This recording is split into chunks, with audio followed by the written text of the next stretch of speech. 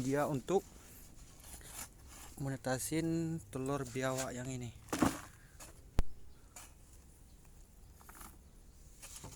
Udah, kita taruh telur biawaknya. 1 2 3 4 5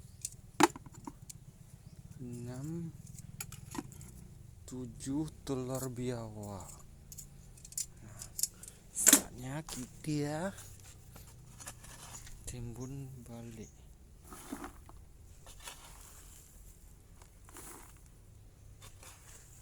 Semoga aja netas nih.